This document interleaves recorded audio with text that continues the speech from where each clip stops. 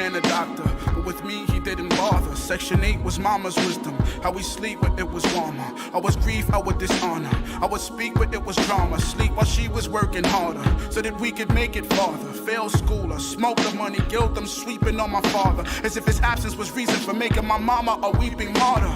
My efforts sand castles that just wait for beaching waters, until I heard who wrote my life and saw that Jesus was the author. See, a bastard is robed in curses, with man is disposed as worthless. God chose to bestow a purpose. His shows when they close the curtains, he blows on his coals of words in our bellies. The glow of furnace, the soul of a person that knows that he's purchased will explode in worship. I hear stories of the past, his invitations, trash to antiques, past parade, a pageant of his graces. Epistles of bone, believe his blood is active validation. Weigh your faults against the cross and see who has enough to pay them. Such a fortunate failure, it's tossed into that sea of forgetfulness. Redeemed, helpless to change our past, but great was Elohim to redeem. It's no rewind, just redeem.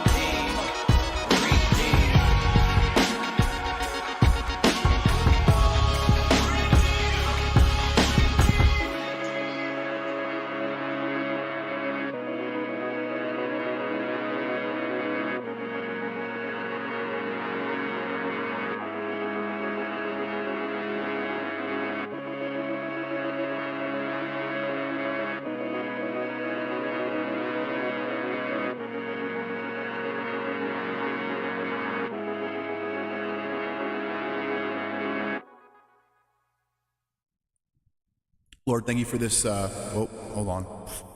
Here we go. Thank you for this this day that we have. I pray that you will help me get through these technical issues as I am starting the stream up.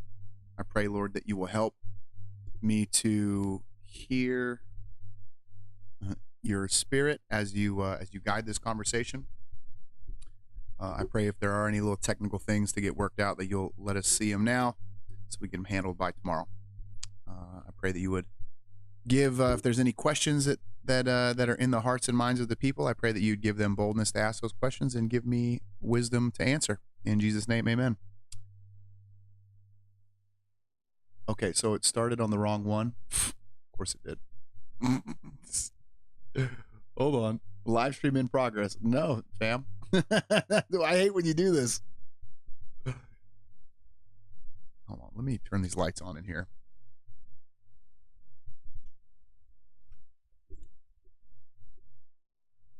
When church goes late, then I'm late. Nothing gets set up in time.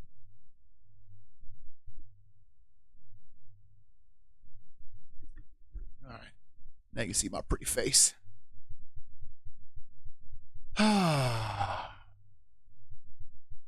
Yeah, can you guys hear me?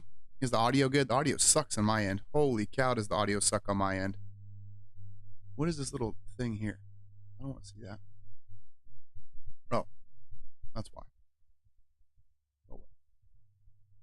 Let's do this. Bow. Okay.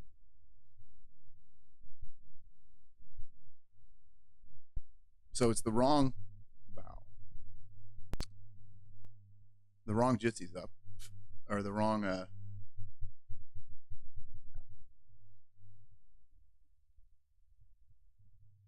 I see you? Why are you over the front of? Yeah. It's low. Yeah, it's low on my end too. I'm trying to figure that out. You know what? Does this affect it? Does that make it louder or quieter? That should just be the videos. Boost, boost, boost, boost, boost, boost, boost. You guys are getting a little bit of a me and Ivan went for like, I don't know how many hours, a long time yesterday, trying to optimize all the settings. And I got a brand new hard drive put in. I got all this stuff put in. And there's gonna be a little bit of troubleshooting here in the beginning. So just get ready for that.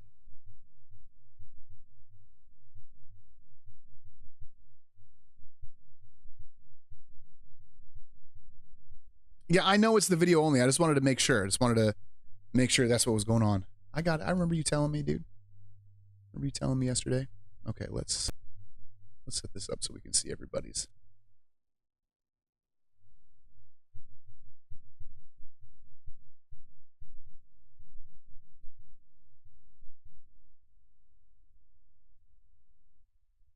I'm looking at the chat. I'm looking, Polly. Give me a second, man. I'm trying to put this over here. And I'm eating lunch at the same time. Oh, this is going to be one hell of a stream. I can tell you right now, guys. Tell you right now. Okay, hold on. Let me get this set up. What is this? Get the fuck. I don't want this in here. What is this thing? And why is it in front of everything? Oh, wait. Good. All right. Put you over here. I know this is like that easy snap shit that we need. Hold on.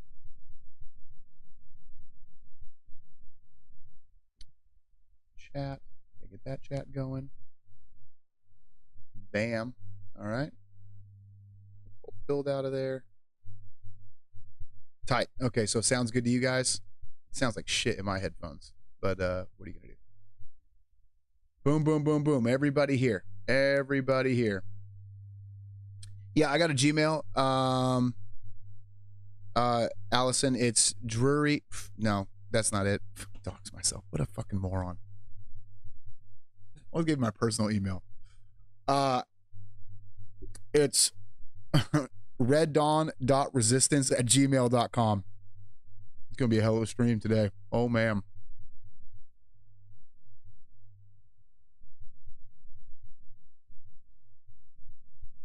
Give me a sec. Yeah, dude, 100%. Just crunch, crunch, crunch. Yeah, I'm eating. I didn't get any lunch in. Stream, like, my son is like, what time is it? And I'm like, stream starts right now. And he's like, oh, you want me to close the door? I'm like, yeah, close the door. Got a lot of work to do. Okay, let me get the Jitsi up.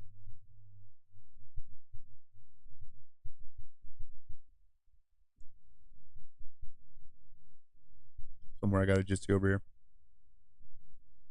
Pastor Shadley is going to come on and help me train wreck this thing.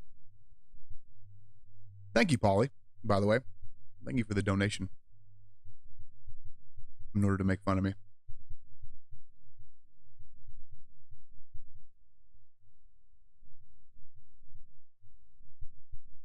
Yeah, so what email? What is it, the 90s? Oh, I opened the wrong one. Wow, dude, I'm firing on all cylinders today. I'm like, Joe, I don't know why the show notes aren't opening. Because you didn't open them, monkey. you just didn't open them. That's why they're not opening. You're an idiot. Oh yeah, that's gonna make things harder for life.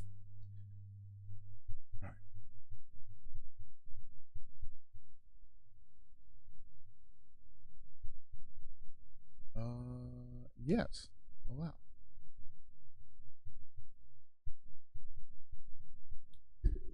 You know my name, son. All caps.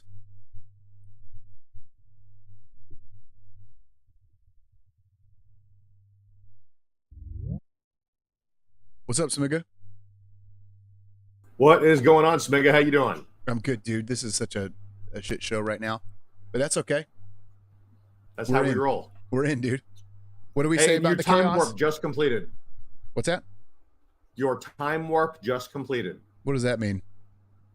So when you do an Odyssey stream and you don't give it like 5 minutes to confirm, it will post on your most recent stream that you didn't close by uploading a video to. So that's what we were on. Now it just confirmed, and we've hopped over to the new Ironheel.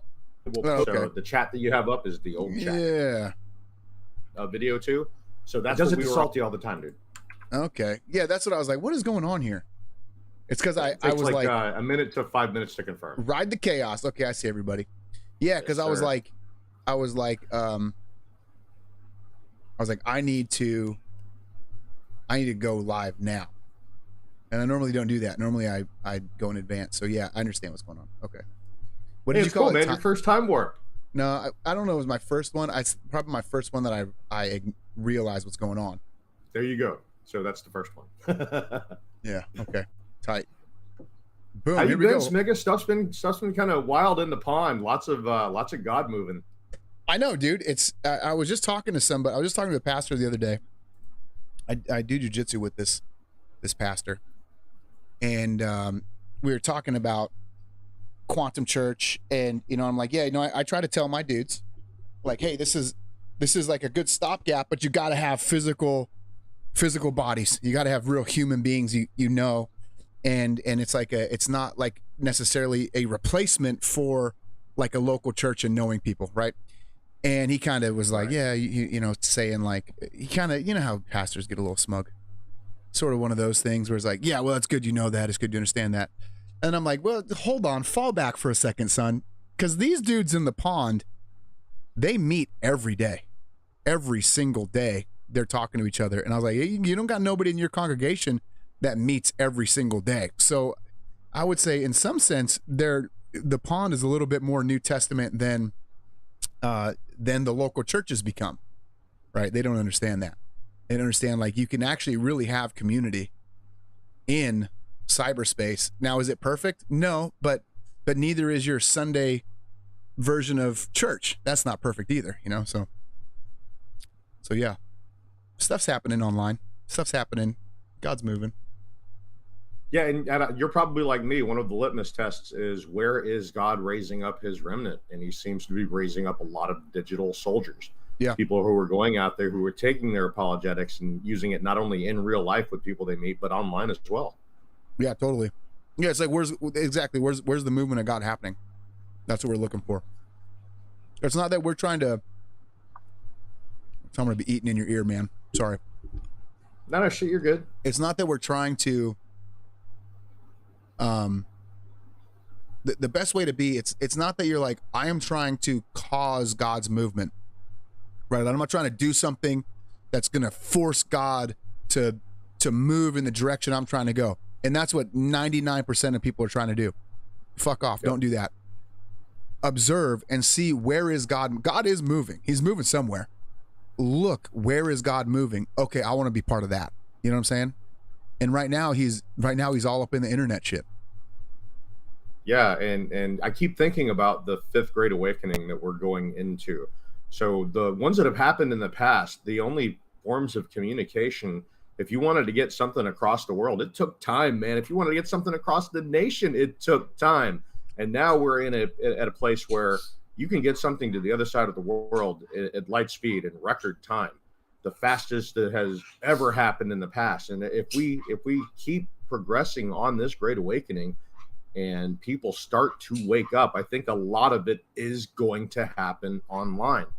When you take a look at Twitter, for example, once Elon Musk took over Twitter and instituted community notes, we saw the power of this quantum brain that we've assembled in the form of the digital warfare platforms. And we just go on there and shred stuff. People cannot, they can't go on there and just try to pass off a grift or pass off a falsity or pass off a fallacy, because there's going to be 100, 200, 300 people going on there saying, no, this is wrong with this here. This is wrong with this here. And other people are going to be like, yeah, okay, let me check your work. Yeah, okay, yeah, this is wrong here. This is wrong here. They're not able to get away with the open censorship and the propagandizing of the masses the way they were able to in the past. They can't do it now. I don't know how they're going to get around this. Yeah, I think this is going to be friggin' amazing, dude. I know, because one of the cool things about truth is it's like, it's so powerful that only one piece of truthful evidence can destroy millions of points of lies. So it's like lie, and you're like, well, here's the truth, and just one little thing of truth, one little sliver of truth annihilates the falsehood. So you can take that in any arena now, where before you go into the apologetics mode and you'll sit there and say, okay, so there was, let's use the Big Bang, right? And someone's saying, the Big Bang is this narrative and everybody agrees with the Big Bang. Well, now somebody can come up, and now it's not just one person, it's like a whole bunch of Christians, for example, can come up and say, hold on, do you realize that you're contradicting all of the known laws of physics with this act? You realize, and you can shred apart these sacred cows, and you have the platform to do it. Where before, if you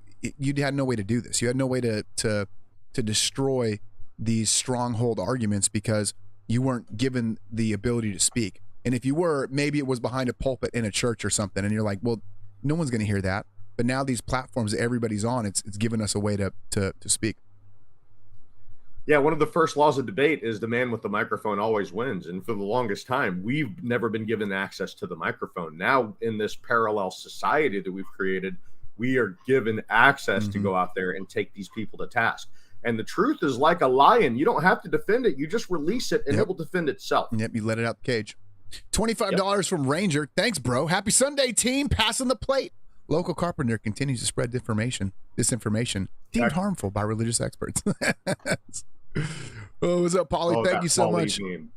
Now I am becoming monkey of the destroyer of edibles. Love it. Oh, Harambe. Rest in peace. Yeah, Harambe. Yeah. You are our spirit animal replacement for Harambe, my friend. Oh, nice. Woohoo, Ranger. First time on the dance floor. Passing the play. What up, Salty Mad? Salty Mad Jameson got... You got your Salty Mad Jameson. You got your own short incoming. That meme game, dude. That meme game was so fast that we turned it into a short. Actually, you want to pull it up? You want to get a sneak peek here on the Ironheel? Let's do that. Hold on. Do it. Yeah, might as well. You can't tell me what to do. Can you share it into the Jitsi? I'll just play it on the screen. This one? I'll have to see it later. I'll see it a few seconds behind. Yeah. Let me get these real quick before I miss them. Passing the plate. Thank you so much. Thank you, Mega War Drums. Thank you for the big love. I love it. Appreciate it. Salty Mag. Salty Maga Matt says, Luke 6:38. Give and it will be given to you. Good measure, pressed down, shaken together, running over, will be put into your lap. For with the measure you use, it will be measured back to you. This is a lesson that I'm learning right now. I'm getting ready to preach Malachi. And Malachi's got that famous passage where it says, test me in this. You know what I'm talking about? Yeah. That's the only time God says, yeah, test me. You're not supposed to test God. It's like a big thing. Like, do not test the Lord your God. Matter of fact, that's one of the things that Jesus says to Satan. Do not test. Isn't it written? Do not test the Lord your God. Yeah.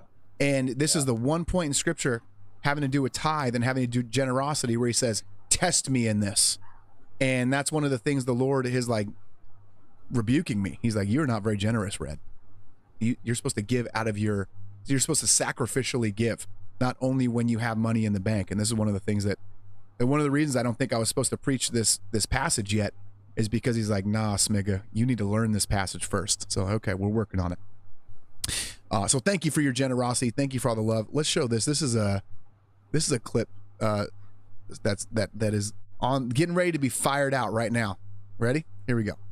I used to tell my kids all the time, you can drink out of a drinking fountain. Get the fuck out of here. Don't be worried about germs and shit. Let's get the fuck out of here. Like, no one's dying from drinking out of drinking fountains. I saw this video and said, no, we will never drink out of drinking fountains again.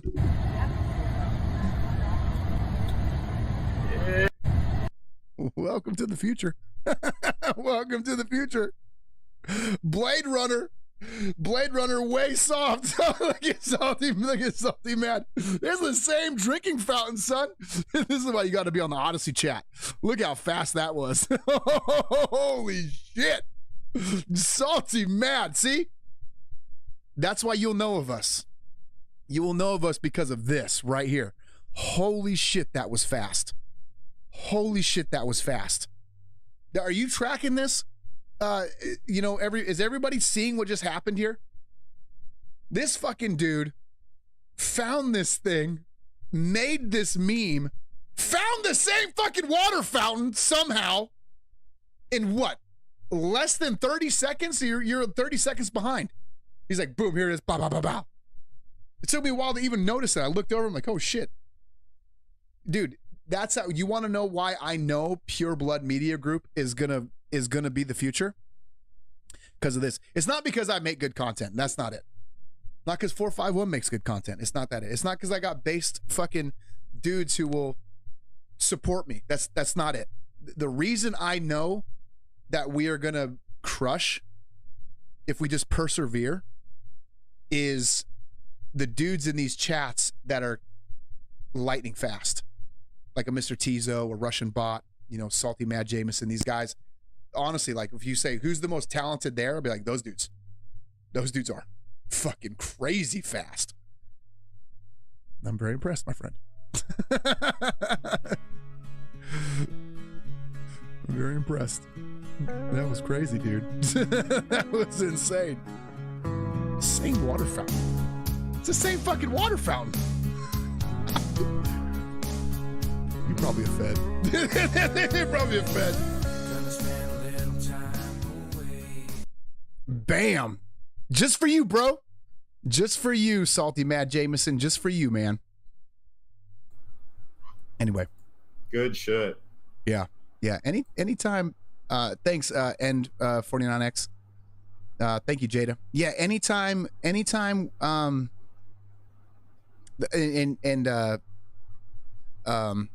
Calora's like response time on that response meme. Calora was like, oh God, it was so fast. He was like, I was like, dude, that's my favorite Just one. now, too, look. Yeah, I know. So quick. He goes, I was like, this is my favorite one you've done. And he's like, why? And I was like, well, dude, because it's like I want to show off the community. I'm like, no, you don't understand. It's not just that like the Lord hasn't just been like, oh, Red Dawn Radio is this awesome. It's like, no, there's a whole fucking team of dudes that are talented, right? And it's a talent that is a weird talent. It's like, are they artists? Nah, not really. Are they great speakers? Nah, probably not. But what do? I don't know how to describe it. They're witty as fuck and really fast at what they do and really talented in their own special way. And it's masters of their craft. Exactly. Yeah. And it's a powerful tool. We're starting to see like the meme shit it's powerful. You know, it's powerful. And to be like, man, I got soldiers in the trenches, son, that you just wait till they get unleashed. Wait till they get unleashed. And I see that, and this is one of the things I see with what God is, back to that question, what is God doing, you know, and being part of what God is doing.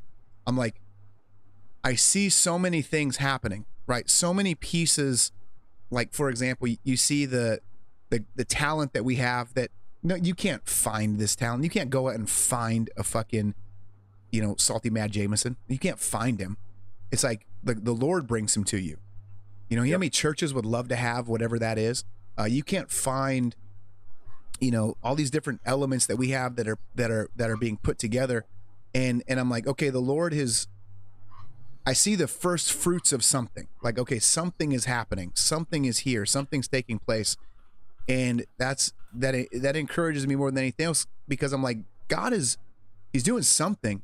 He hasn't done it yet, like, and a lot of dudes are like, no, we're right at the edge of something breaking out. It's like you see all the pieces and you're like, they haven't come together yet, but I see all of the pieces together, and once these chords connect, holy shit, it's going to be crazy. And you're just sitting here going, like, I don't know what God's doing, but he's doing something. He's doing something right now with this group. Floki Yvonne says hello. Yeah, I wanted to remind you that the people that we are reaching and impacting, we don't get to see the majority of it. I imagine that you're probably getting the same kind of messages that I'm getting, with people that are like messaging me all kinds of different places saying, you have no idea how much this changed my life. Yeah. I was in this place and everything changed when I found you. Just all these different types of messages of people telling me, dude, what you're doing is amazing. I found it by an act of God. It completely and totally changed, revolutionized my thinking. I'm now earnestly seeking Christ. We don't get to see a lot of people who don't, you know, who never say anything, just people who we manage to equip with the tools they need to go and discover who Christ is, what he teaches, and what he commands. So I wanted to thank you for what you do, and thank those people in the chat, in this community, in this crazy pond crap that we have somehow assembled by God's hand and for God's glory. Floki says, thank you guys. Everybody, appreciate what you guys do. Thank you so much. You guys have no idea. If you're ever feeling low or think that what you're doing doesn't matter, remember, that's the enemy trying to bring you down, trying to take you out of that high energy. Remember what we're doing. Remember why we're fighting. Remember, we don't get to see the results, The victory is in the fight. The duty is ours, guys. The duty belongs to us. The results belong to God. So stop trying to limit what you're doing by, oh, I'm not having any kind of effect. Well, most of what we do on here is for the observers, the people who are just passing by. Someone who heard about Salty or heard about America Floats or heard about this person and came in and they started hearing about Christ and now they're thinking about our King. Just stay encouraged, guys, and remember the victory is in the fight. You guys being here fighting the fight every day, that is indeed the victory. Leave the results to God. Yeah, hey, thanks, salty old fart. Appreciate it. Thanks, Salt Savage, dude. Me and Salt Savage, is the shit. Dude, we talked for like 2.5 hours yesterday. I was like, dude, just chopping it up with them, and yeah, I would encourage anybody, if you guys have any questions, especially regarding like this theological stuff.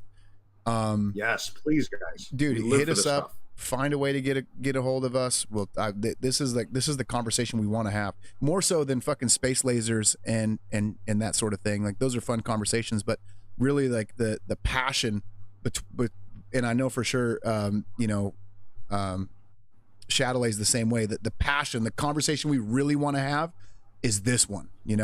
We'll talk to you about space lasers. Yeah, for sure. Salt Savage says, just came back from church for the 3rd week, dropped RDR on the pastor.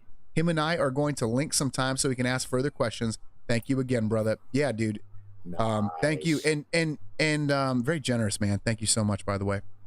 And he said, we were talking yesterday and he's a great example. He was like, dude, the pond changed my life. Like it's not that, and it wasn't just like, oh, me and Pastor Shadowlay did. No, that's not what he said. He was like the community in the pond, the community in the pond, the community of people. And that's what I'm trying to communicate. Thanks, Mr. T. That's what I'm trying to communicate to these dudes. Because the scoffing is real when you talk to people who are like, they only picture church as like a brick and mortar building. And it's like, you don't understand, like, it is a real community. These are real human beings that are really talking and really communicating. I mean, dude, we had I don't want to say their name, but you know them, and Shadow, you'll remember this. Dudes coming up with certain issues, and it's like, okay, we raise the money for you to help you. Yep. Right? We found, it's like, oh, you got this issue? Okay, hey, let's help in this way. And you don't get that in a lot of churches. Oh, so and so is going through this sort of issue. That sucks. I'll pray for you, bro. It's like, no. So there's something about our community that, even though it's not real in the sense that we can reach out and touch each other, it's more real in the sense that we actually are communicating with each other and getting to know each other. Another thing that's awesome that he brought out that I never thought about the pond has a built-in training ground, in the sense where people come in just to stir the pot and start shit. And you're like, yes, keep them in here. This is a chance for you to contend for the faith. This is a chance for you to learn how to defend your ideas. And it's like a training ground, for real life. Like you get to have the conversations in a safe place, on the internet, before you actually get to blast somebody in real life on the street corner with these conversations. And he was saying that is just as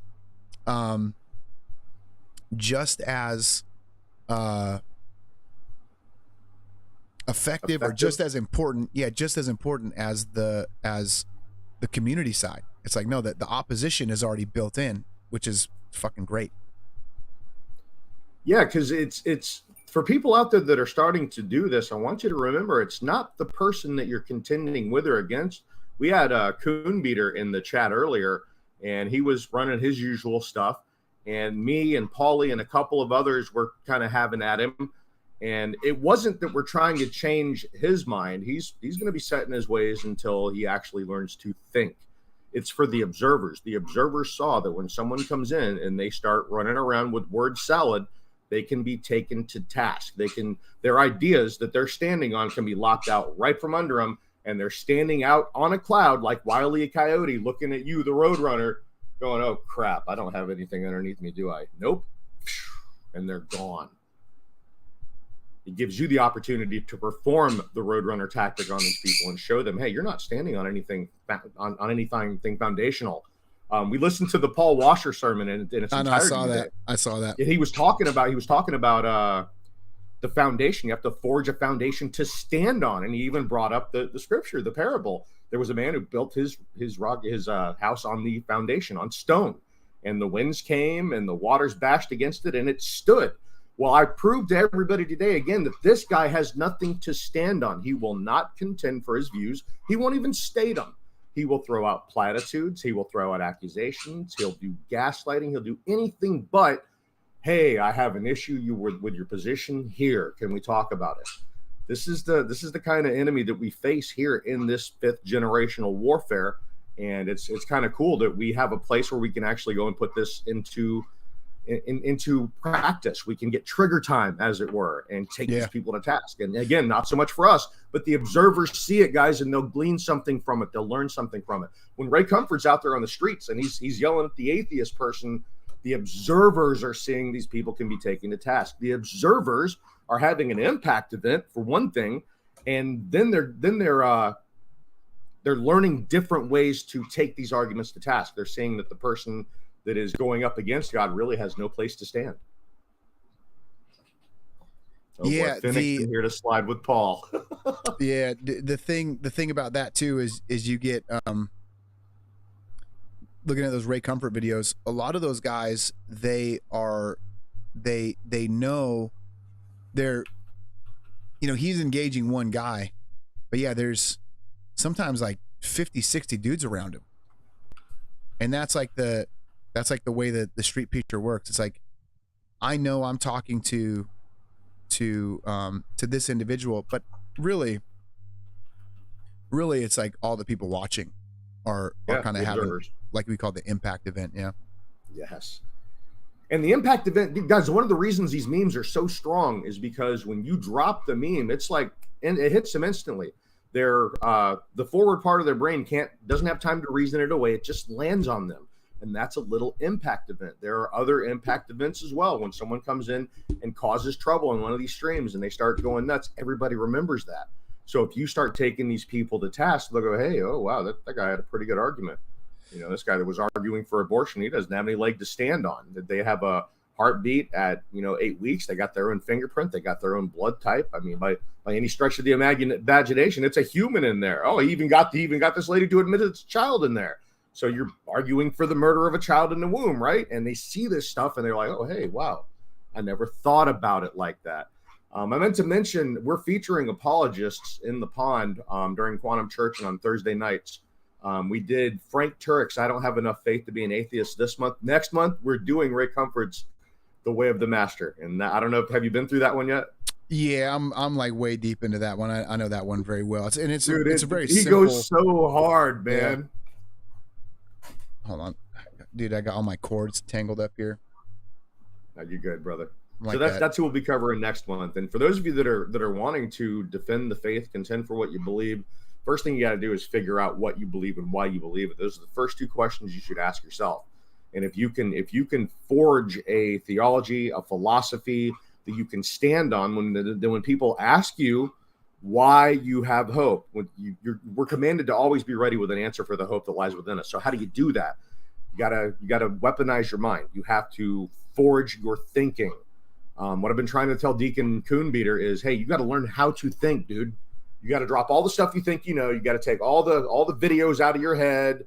Screw the last battle. Screw the most wonderful story never told. You have to start by learning how to think. You have to learn how to infer from the evidence to come to the most reasonable conclusion. There's a process for doing that. Is Coonbeater an aviator? Yeah, he's a closet aviator, though. He won't admit it. Yeah, dude.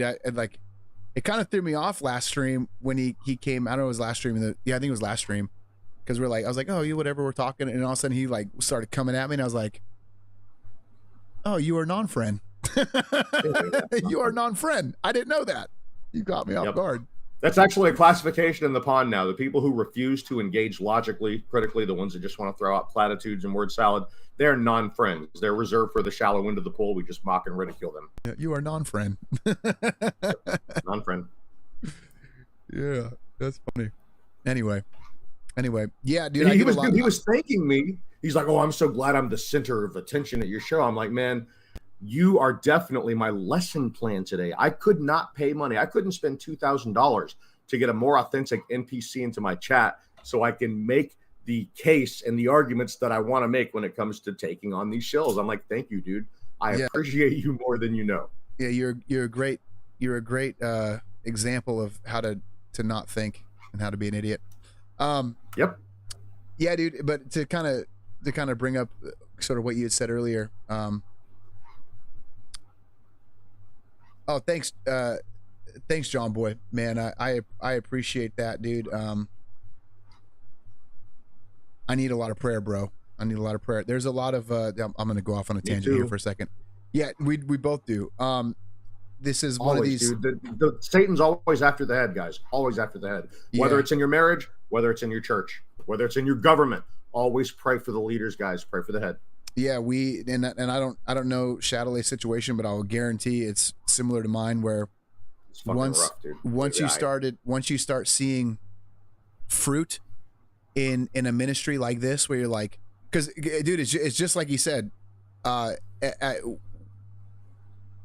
get a shitload of emails and messages and that are like, dude, your show's changed my life. You know, like the Lord has used you. I'm following Jesus now. Like my whole life is transformed. Like I'm getting a lot of those, more than I ever did when I was like preaching from a pulpit. So I'm like, okay, the Lord is using this. Well, if that's the case, and it is, the enemy, we just put Shadowlay and myself put huge targets on our families, and 100%, man. The yeah, thanks, Ivan. The amount of opposition that's come has been crazy. Like from the local church, from my community group, from even within my own family, where it's like my wife wiling out, and you're like, dude, okay, what's happening here? What's happening is you're under attack. You know, it's like, oh, guys that were major supporters of the show just fucking pulled all their funding with no explanation. Like, and there's all these things that are happening, and they all happen at once, right? So it's like you think about how, like, tactically, I'm not gonna attack a target with, like, okay, first let's hit them with missiles, and then 3 days later, okay, let's do an air raid. No, and then each one's a perfect storm, dude. Yeah, it's like everything Each comes at one's a once, and you're like, perfect oh storm. shit, okay. Yep. This is happening. And if I was just out there not trying to be God's man, or me and Shadowley were not trying to be God's man, our lives would be significantly easier than they are. So we really are asking you to set 15 minutes. You need not even 15 minutes. Just set an alarm on your phone, or set aside some time to be like, I'm going to pray for these dudes who are doing this ministry. I'm going to pray for Shadowley. I'm going to pray for Red Dawn Radio, and just take a few minutes out of your day to pray for whatever the Lord puts on your heart, because that is a huge piece of spiritual warfare. You look at the spiritual warfare, the armor in 1 Corinthians, and he ends it with prayer. He's like, yeah, that's why we call them prayer warriors. It's like, that's another thing. Be aware, if you take up the mantle, say, I don't know what I can do. You know, I don't know how I can help, but I know I can pray. The enemy is going to see that, and they're going to send these demons are going to screw tape send a fucking letter to chain of command, say, hey, my guy's praying a bunch. Okay, well, shut that shit down, because that's powerful. Yep. And that's one way that we need you guys to be in the fight for us. You see that God is doing something here. You see that he's moving.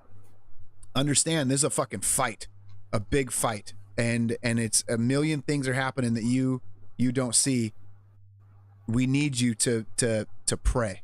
We need you to help us fight the enemy with prayer. And you see this even in, like, I think in the book of Daniel, where Daniel prays and it causes angels to move. Angels are like moving, and the Lord is like sending angels because of it. Or there's a story in Elijah, or there's a story in Samuel where Elijah's like, Lord, show me that I'm outnumbered, show me.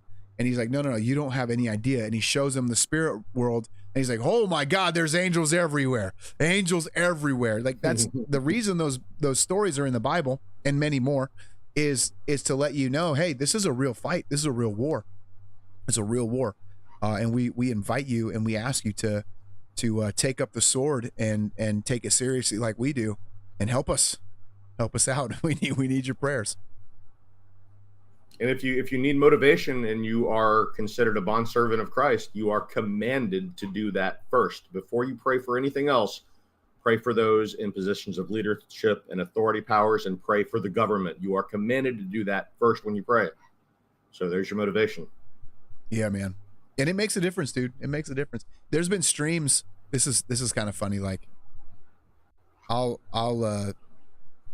always, before I stream, actually I didn't do it this time. This may be one of the exceptions, but like I always pray before I stream, no matter what it is, whether it's a gorilla base or whatever. Cause I'm like, Lord, I want his blessing on it, you know?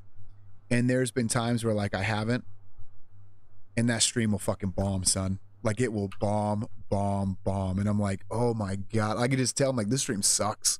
This sucks. None of the jokes are coming. The technology's not working. The fucking stories, I'm looking at them like, these are actually not very interesting stories. Like I'm not making any connections. And then I'll go back that night and I'll be like, okay, Lord. And he's like, you think prayer's not important? You think you think you can just do this on your own? I'm like, okay, my bad. I will pray. I will continue to pray before. Yeah, you will pray before every stream. And I see it all the time. Once you're aware of it, once you begin to pray and you really foster that relationship with God, and you see the way he begins to work in your life and the way he begins to open doors and close doors and create, you know, for lack of a better word, like power and these different things that happen in your life.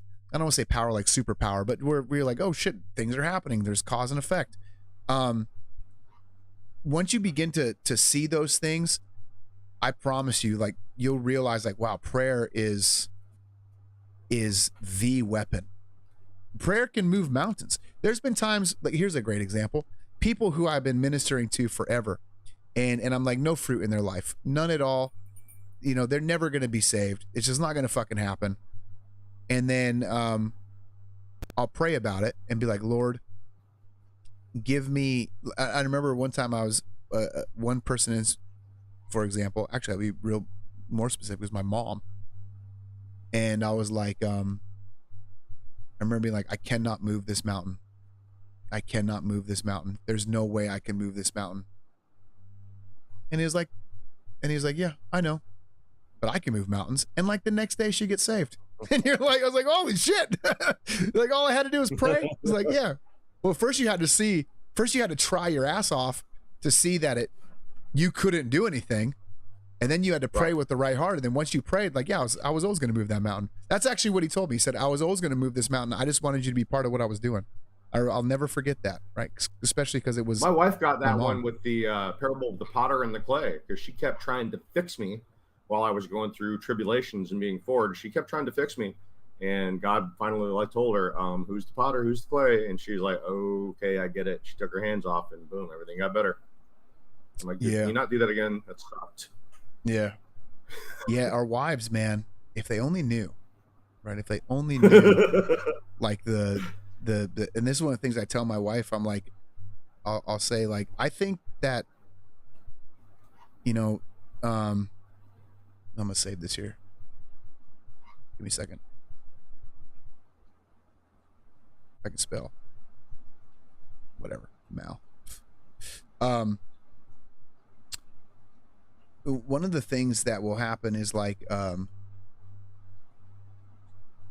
sit there and I'll be like, you know, babe, you know, we're going through this hardship, and I'm convinced it's because you're not praying.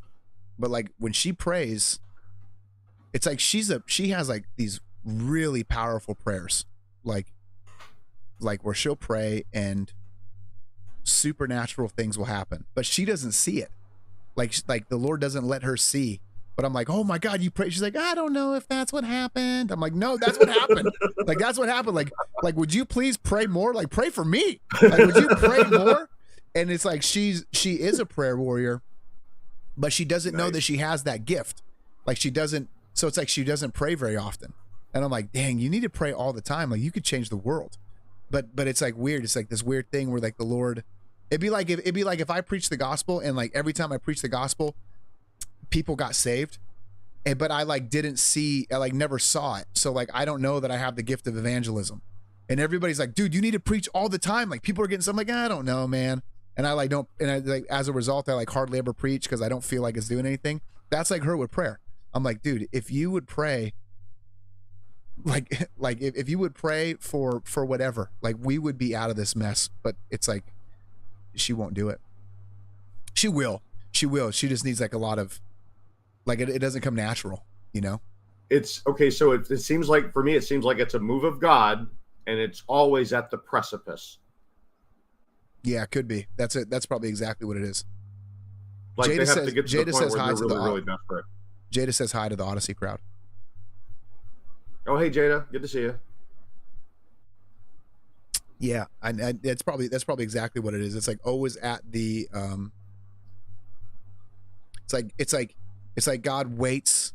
It's like he could have parted the sea, the Red Sea, at any time, but he's like, nah, I'm gonna wait till them motherfuckers are right at your heels, and then I'm gonna part the sea, right? Like it's like that. It's like he does that. Yep. He for sure does that. Like you're never, at least in my life, I'm never like, oh no, I'm comfy and I'm good. It's like if I am in a spot where like I'm comfy and good, edge of your seat ride, man. yeah, if I am in a place where I'm comfy and good, I always know like enjoy this season. This ain't gonna last long. Something's gonna break. Yeah. Something's gonna happen here. Yep. Yeah. Oh, it is, man. But yeah, the other thing too is like one of the things I feel like the Lord has kind of been trying to teach my wife, and this is a hard one for her too, is you gotta let the man lead, man. You gotta let the husband lead, and he might not be going where you want to go, and that's a tough one for her. She struggles with that for sure. I think all women kind of struggle with that. Mine's got a pretty good grip on that. Yeah. I still, you know, the enemy will still use the oft BS excuse to drive a wedge between us temporarily. But we've gotten to the point where both of us will realize, oh, hey, I see what's going on. Okay. All right. You see this, Jada? You see this right here? They talking shit, girl. Dude, I almost told you guys that was going to come, but I was like, I'll just let it happen. Let it happen naturally. I knew it was coming. Yeah. The ODYSEE crowd too rowdy. How's your alt tech? How's your Life without memes? What's that? Yeah, I know. Life without memes. How does your like when the pond is up and running and the ODYSEE community is definitely the base, how is it going out as far as like, you have people that are exclusively following on like Rumble, or is it pretty much just like the ODYSEE crowd bleeding over into like Rumble? So I actually have a higher viewership on Rumble, but less chatters, with the exception of right after Salty. Right after Salty, people will drop the after party link, and some people will come over. That's the primary funnel to get people to you guys, by the way, is to get them into the after party. And then I'll start playing your videos. I'll start playing some Anger Bang, some Kalora, and I'll expose them to you guys, because I'm trying to draw them into the community and see, right, if they're interested, see if it's a place they want to hang out, maybe find, you know, a way to get into the army. So yeah, I do have some people that are exclusively on. The poor people on Pilled. I just, whenever I run Pilled on my box, something happens where it just slows the shit down. It does funky stuff, so I never really get a chance to talk to them. So my viewer base over there is extremely low. But I do have some people to watch over there just because they're Pilled people, and they'll hang out over there. And every now and then I'll go check the messages and see what people said. Rumble, I get a fair amount of chatters. It's rivaling ODYSEE now, so I've been paying more attention to it. But ODYSEE is where it's at. It's on the screen for a reason.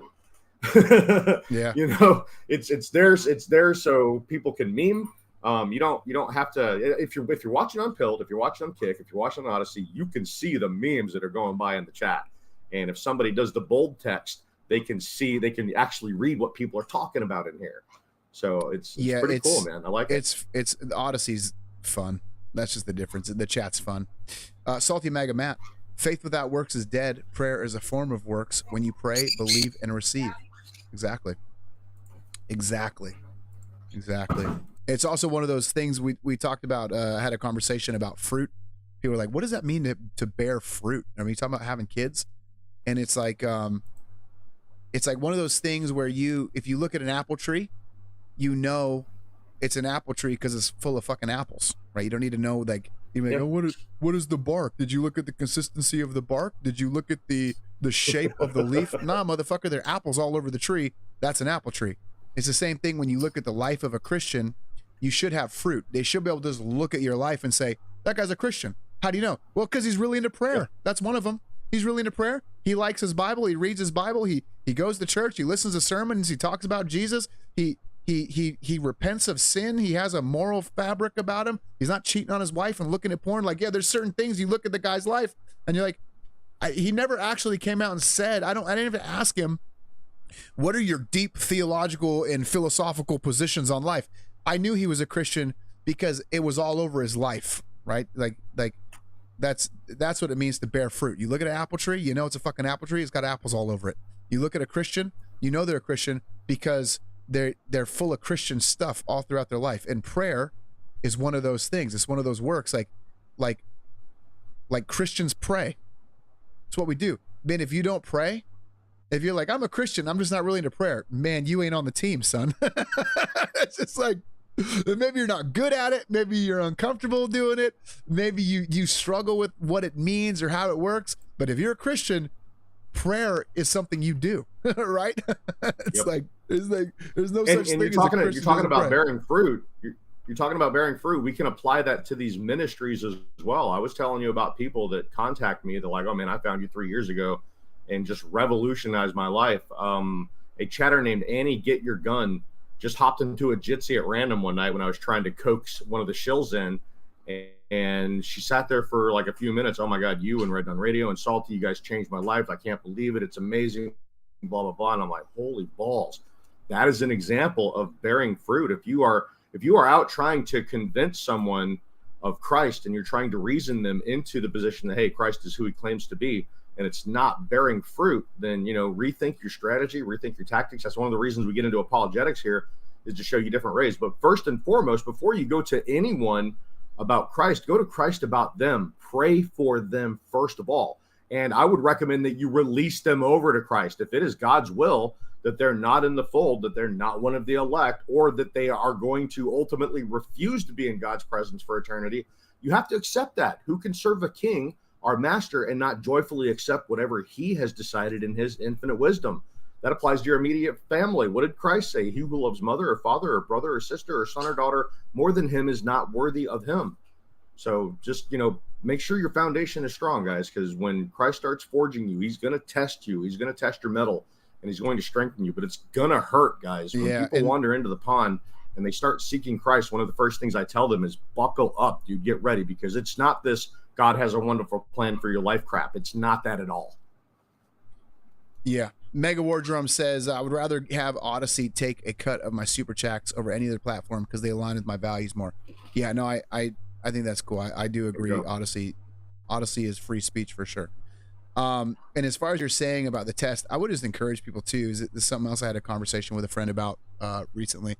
Was they're like, I keep failing these tests. Yeah, that's gonna happen. We're in this situation.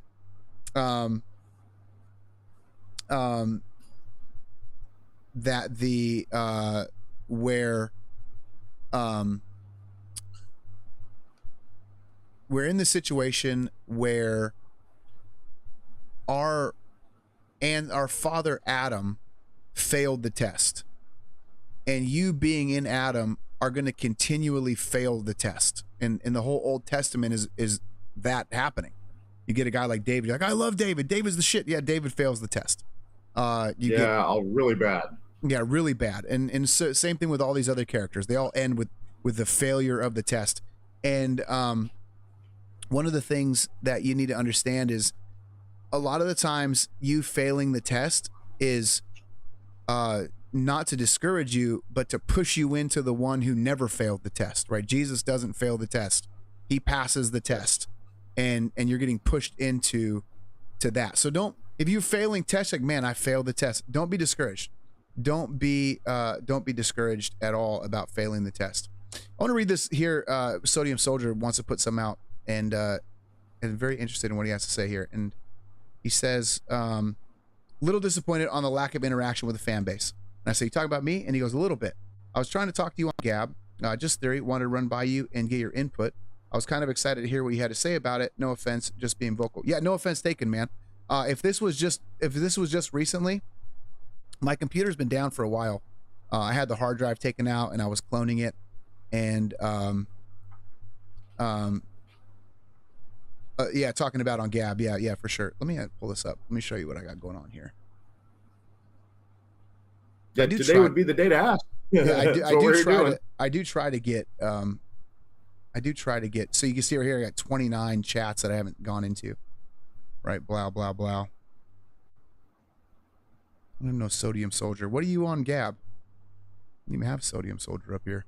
Yeah, we'll ask that you guys give us some quarter on that.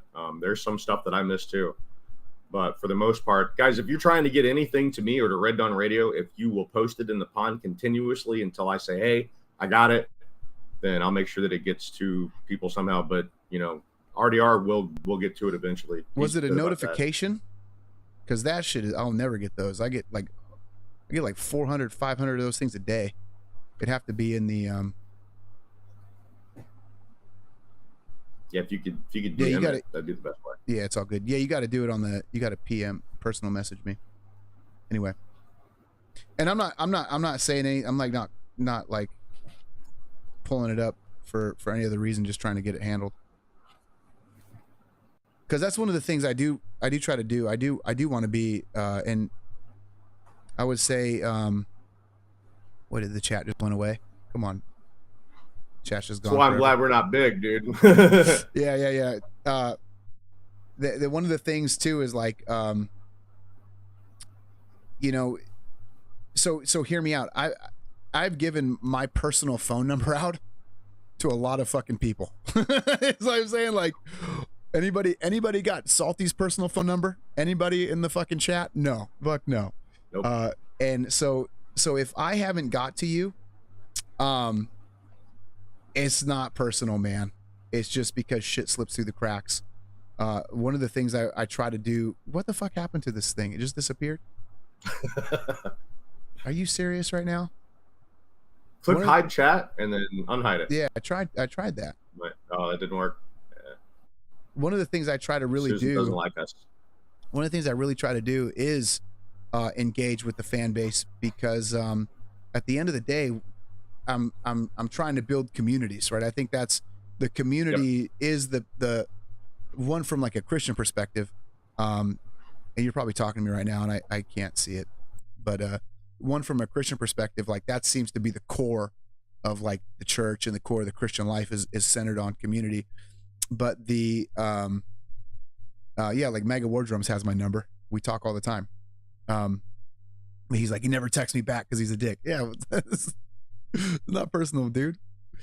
But another piece about the community building is that's one of the things we do as we fight, as we here we go, as we go and we fight the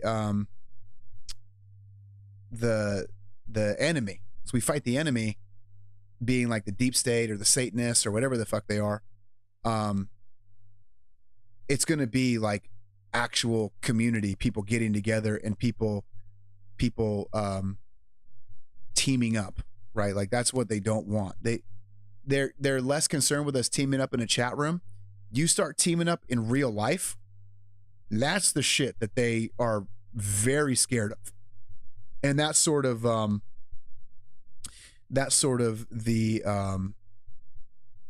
one of the things that I want to foster in the community.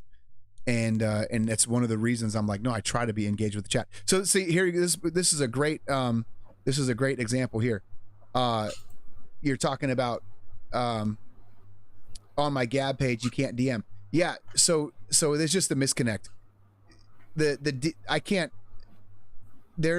I get so much shit on my Gab, dude. Sometimes I'll open up my Gab page and it will say you have 1,200 notifications.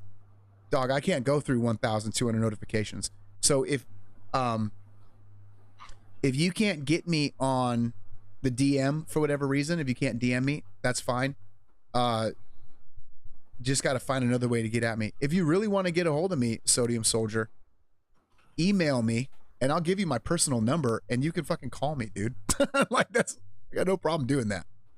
So email me at reddawn.resistance@gmail.com. reddawn.resistance@gmail.com. And you can talk to, there's a shitload of dudes in the chat that have my personal number. And again, it's small enough that I can do that. And people are like, why do you want, you're going to do that? That's dangerous. It's hella dangerous. Internet people are fucking scary. But I understand there's an element of risk I got to be willing to take to fight the war, right? War's part of it is risk taking. So I'm like, yeah. And are there people who I gave my number to that I fucking regret it? Yeah, for sure. Some of them turned into fucking loonies.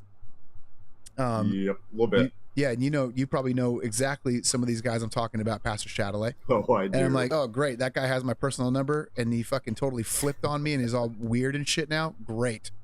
But at the same time, I'm still giving my number out. So, Red Dawn. You said, fuck that guy. Yeah, so reddawn.resistance@gmail.com. And again, man, if I definitely want to connect. If anybody wants to connect with me, I'm down. I'm 100% down, right? I am not trying to build a wall between me and the fan base. Speaking of meeting IRL, Pure Blood Media now has boots on the ground. We had Tom from America Floats. I know. Tweak the Soldier I've been watching the Reawakening tour. So I've been watching. Yeah. Just to let you know, Rumble is taking 0% for the rest of the year. Holy shit! Nice. From Viva Frey, Viva and Roberts Byrne wrote the terms of service for Rumble. God wins. I still love Odyssey. Dang, that's pretty good, TZ Burton. That is cool. Very helpful. That's going to be hard to beat over here on Odyssey. If you don't know how to pray, Jesus told us exactly what to do. The Lord's Prayer is a perfect prayer. Just study what the parable means and truly believe every word. Yeah, that's great. I don't think it's necessarily he said that to repeat word for word, though you can and be just fine doing it. But it's more like the model prayer. It's the concepts that are in it. Yeah, you know? the concepts it covers that pretty are much everything. Yeah. Yeah, for sure. Hey, I got to play Taxi real quick. So can you cover for me for about 8 minutes? Yeah, sure. All right, I'll be right back. Salt Sergeant 62, RDR, you are not perfect, nor are any of us, but we continue to strive to improve ourselves one step at a time. God bless you, man, and everyone. Thanks, Salt Sergeant. Nope, definitely far from perfect. Just ask my wife.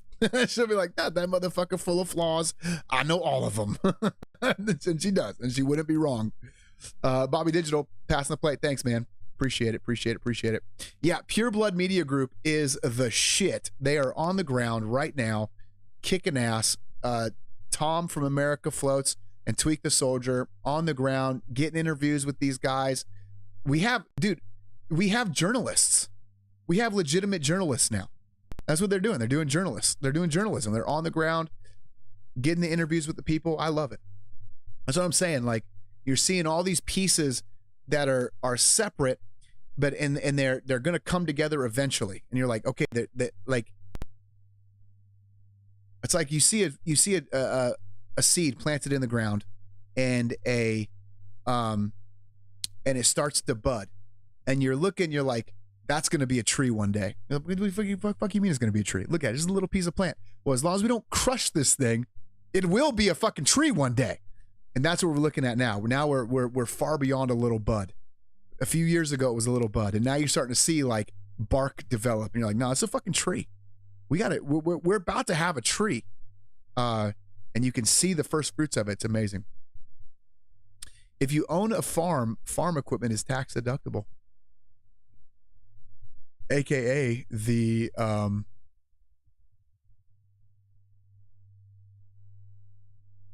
No, don't worry about it, Tiff. Look, I want you to engage me on Gap. Gab is the place. Gab is, if I spend most of my time on Gab. I'm fully on board with Gab. I love Gab. I love that it's openly Christian. And then it's like in your face Christian, right? Like Andrew Torba is like, has this crazy speech where he's going off on like, on why it's the only free censors. So here's what happened. We'll talk about it tomorrow. But the European Union has had this new thing go into effect where this like censorship law, and all of the internet social media platforms have submitted to this law, this crazy censorship law in Europe, all these European countries, except Gab. Gab is the one media platform that said, fuck no, we are not beholden to you. We don't have any, all of our, we're an American company. We're all run by Americans. Everything is inside of America. We don't owe you shit. And like, we're going to fine you. Bitch, find me. We're not going to pay it. Fuck off. And then he has this entire thing about freedom of speech and blah, blah, blah, and why Gab is unique. And then he ends it with Jesus Christ is king. And you're like, you didn't have to say that. You didn't have to say that. Matter of fact, it's going to hurt your brand to say that. But he doesn't give a fuck. And he's like, no, this, oh, and by the way, not only are we the only free speech platform left, but we're unapologetically Christian. And I'm like, dude, I love Gab. So I'm going to spend most of my time for sure on Gab. That being said, like I said, especially if I'm getting like, if Meme Cannons has a spicy set of memes that I'm reposting to my Gab page, yeah, I'll get thousands of notifications. You know, it is not uncommon for me to, a lot of times I open it up, it's like 60, 70. And even that, it's like hard to go through all 70 different comments or whatever. But when you open up, it's like 853. I'm like, I can't go through all these. It's just too many. So but I always find time to go through the DMs. That's why if you look right now, I haven't gone through them yet. Because I'm not in a place where I haven't been in a place where I can respond. I don't want to go into it and read it and be like, okay, I'll get to that later, because I'll never get to that later. So a lot of times I got to be sitting at the computer. Okay, open these up. I want to talk to these. I want to take these serious. So that's one of the best ways where I'll for sure get a hold of you is if you DM me on Gab. But if you, I don't know why you're not able to. I don't have anybody blocked. Unlike some motherfuckers got me blocked. They think I'm a, I don't know. I don't want to get into that. I almost got petty for a second. I almost got petty, Jada. You hear me, Jada? I almost got petty. I'm not getting petty on the Ironheel.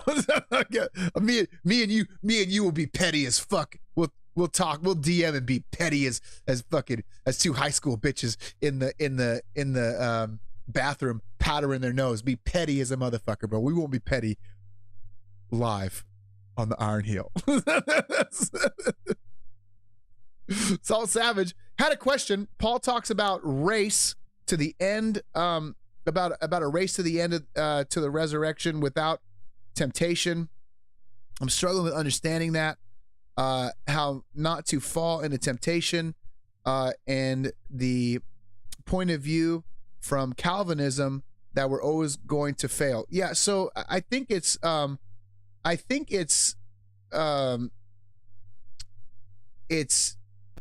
and I'm not sure exactly what verse you're talking about. I do know where you're talking about race to the end, trying to win the race. I can't remember what passage that is though. And it's not that we would be free from temptation. Now, let me pull it up here.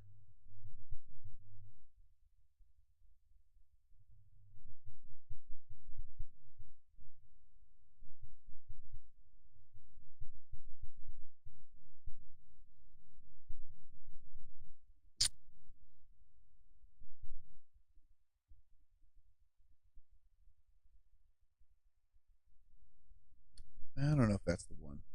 Second Timothy. I think it's this 1 Corinthians passage actually. It's talking about.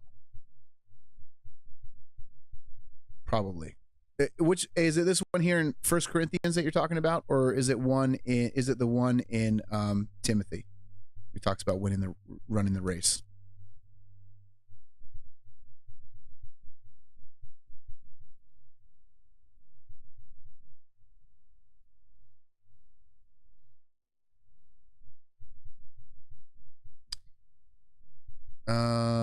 Probably this one. In a race, all runners run, but only one gets the prize. So he's drawing an analogy here where he says, like, there's a lot of people here claiming to be Christian. Look around, especially here in the South. Trying to find a Christian in the South is like trying to find a fart in a jacuzzi, man. Lots of bubbles everywhere, right? Lots of Christians. So everybody's going to be a Christian. Everybody says they're a Christian. In the race, all runners run, but only one gets to the prize. So are you going to be the type of Christian? So are you the type of so who wins in a race? The dude running his ass off who's trying to win. Okay, that's sort of what it's. Don't take this analogy super far as like only one guy's getting into heaven or anything like that. But understand, like, some guys are going to run really, really hard in this race. They're going to win. Some guys, they're going to be half-ass runners. They're not going to win. Okay, take that analogy to understand that's what's being talked about here as far as what it means to be a Christian. Understand the context. 1 Corinthians. These dudes in 1 Corinthians in the church of Corinth, they're shitty Christians, right? One guy is fucking his mother-in-law, and he thinks it's like, he's like, oh, the more we sin, the more grace abounds, so it's good. And Paul's like, that dude's not even saved. You can't be saved and be sleeping with your mother-in-law. Okay, he doesn't have the Spirit of God in him for sure. And all of you guys who think you're being super holy by not rebuking it, you're all in the whole thing that he has is he's like, got parts in this passage. He's sitting here going, I don't even think you're saved. I don't even think the church in Corinth is saved. You guys are so off the wall and so deep in sin that I doubt you even are saved at all. So that's the context. Okay.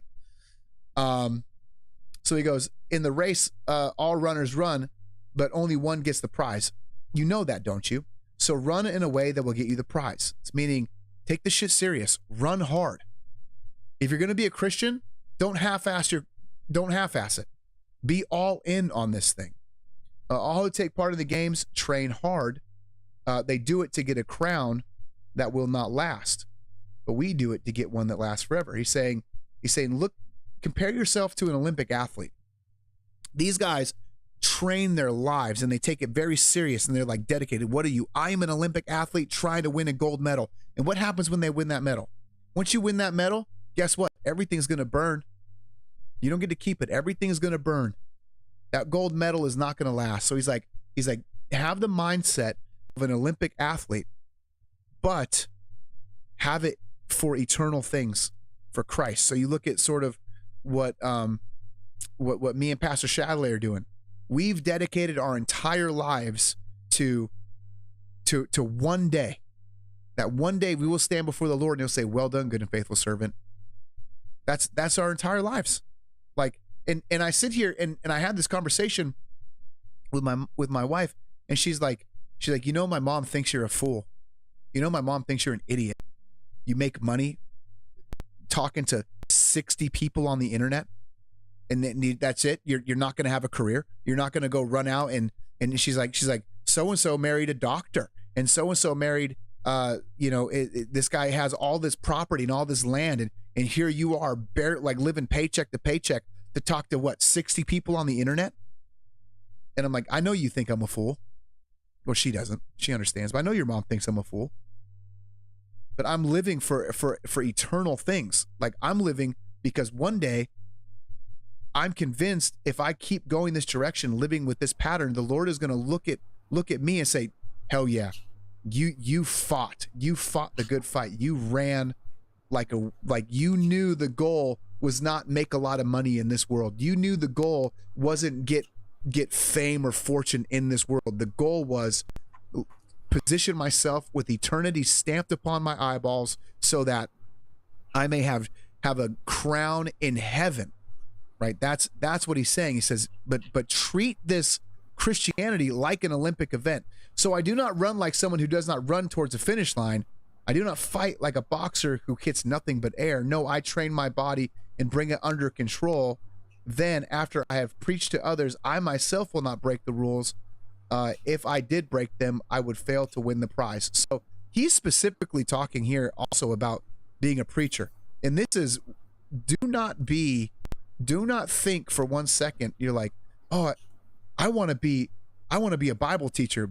Fucking no, you don't. No, you don't, because we got a good chance of going in this motherfucker naked. It is a very dangerous thing to be a Bible teacher. So you run in and I sit there and I tell you, it was one of the reasons why is the Lord not having me preach Malachi right now? I'm convinced because I will be saying a bunch of shit that I haven't learned yet. I've learned theologically. I can give the principle to you, but it's like he's saving me. He's like, dude, I'm gonna have you teach that. I'm gonna have you teach on that passage about generosity. You suck at this. You got to learn a little bit right now. I'm going through this lesson right now as we speak. Like, okay, I got to learn to be generous with my tithes. I've got to learn to give not out of abundance, but give when I don't have money to give. I've got to learn that the Lord is my provider. I've got to learn to give sacrificially. I've got to learn that it is the Lord who provide. Like there's all these things that I'm learning right now as we speak, that this last week and a half he's been teaching me. And he's like, I'm not going to have you teach that. You will totally ruin yourself if you teach that passage of the Bible with your heart the way that it is now. Do you understand? And that's what he's saying here. He's saying, I train my body and bring it under control that I preach to others. And it's, this is a shitty translation. Let's go to another one that's a little better. Where's my ESV? Where's my ESV? He says, so I do not lose. So I do not lose the reward, he says. Where the fuck is ESV? There it is. Yeah, I have some concepts that help out with this, by the way. There's another passage. There's another passage where he talks about, so I don't lose the reward. So here's what I would say. That's the context right here. The context is he's talking about as a pastor, so that when I have preached to others, I myself will not break the rule and then fail to win the prize. Okay, he means himself. It's like that old saying, practice what you preach. And if you're a preacher, if you're God's guy, yeah, you are going to have, there's a lot of scrutiny put on you. The Lord is going to look at your life with a freaking microscope. Okay. And that's not a happy feeling for your boy Red Dawn Radio. Just so you know, just so you're aware of that. It's not a happy feeling for me. Like, oh my God, there's so much flaws and faults. The other thing that you mentioned, you talked about, where's it at? Get up here. Anyway, you talked about temptation. It is not a sin to be tempted. Jesus was tempted.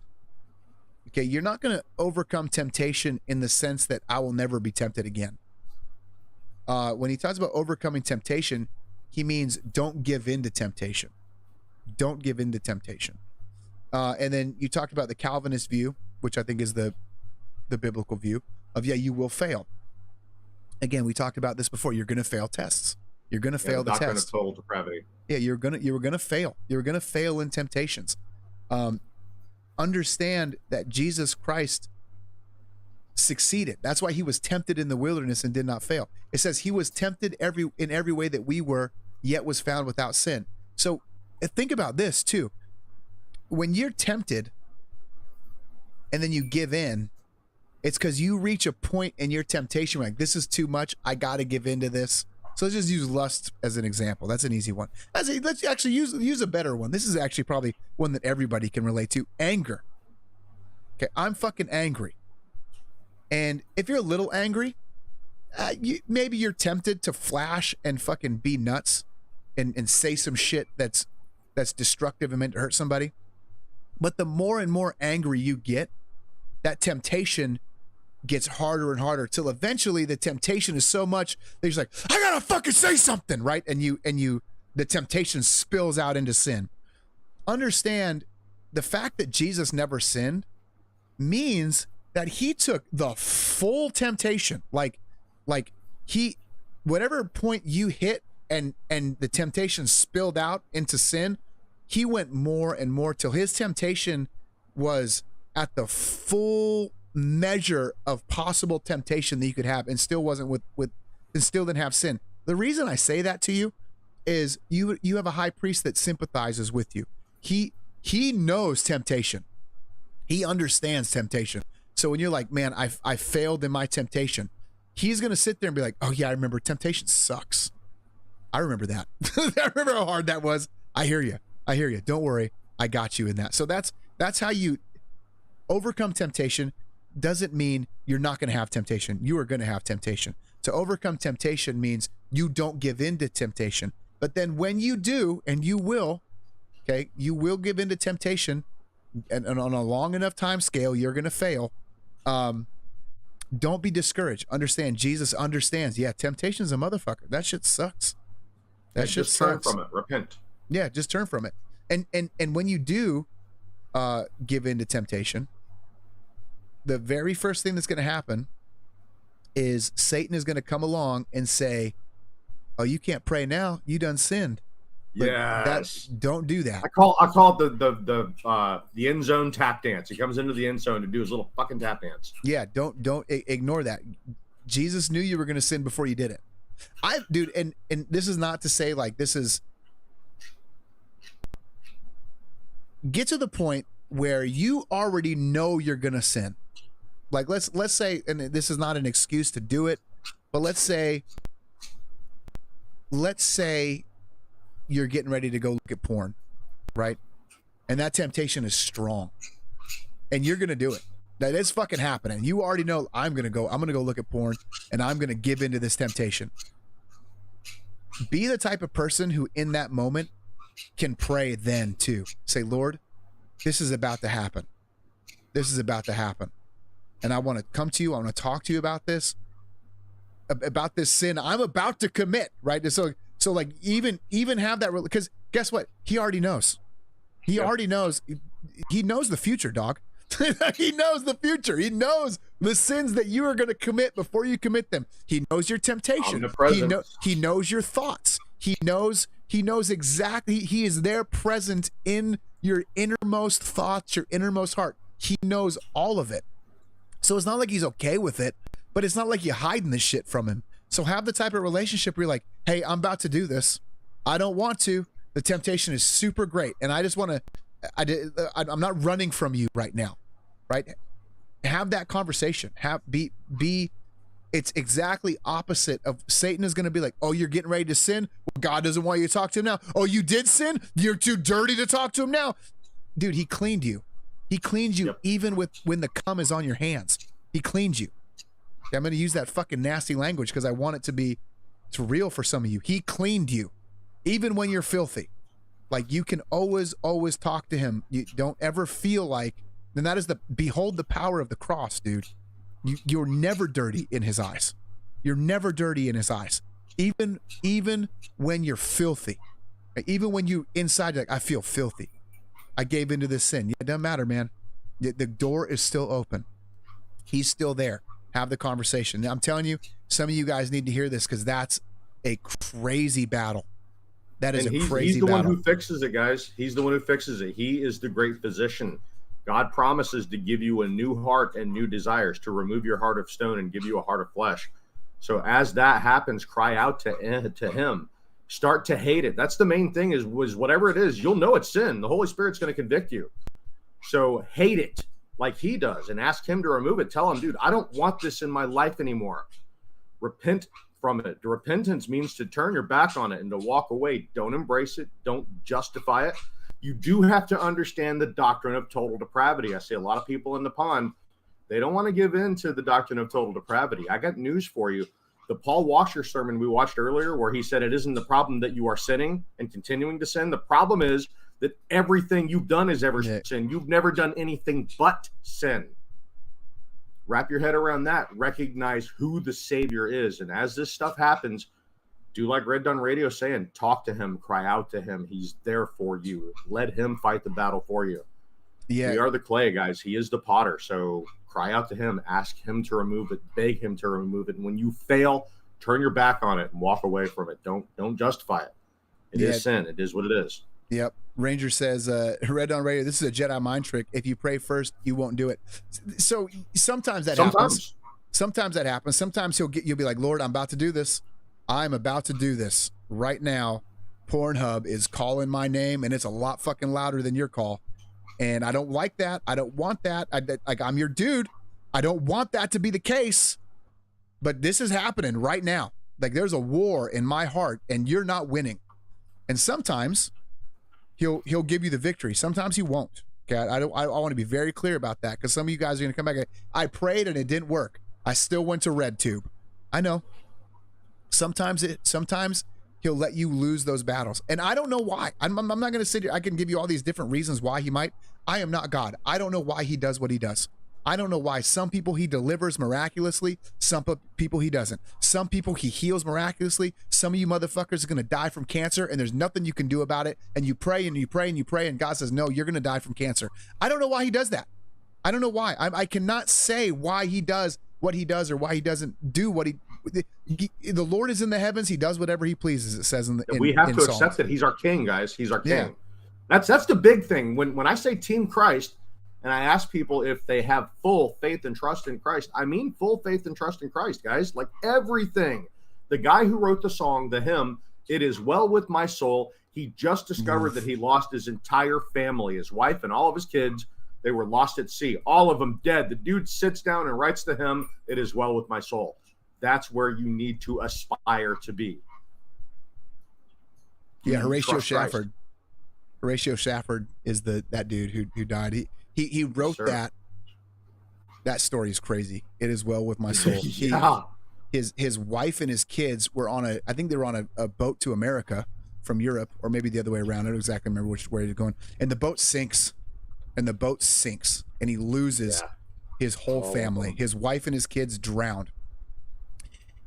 A few years later, he's making the same trip, and the captain comes to him and says, "Hey man, I just wanted you to know this is the spot right here where that last boat went down, and I just thought maybe this would be a good time for you should just know that your wife and your kids are under us right now as we speak."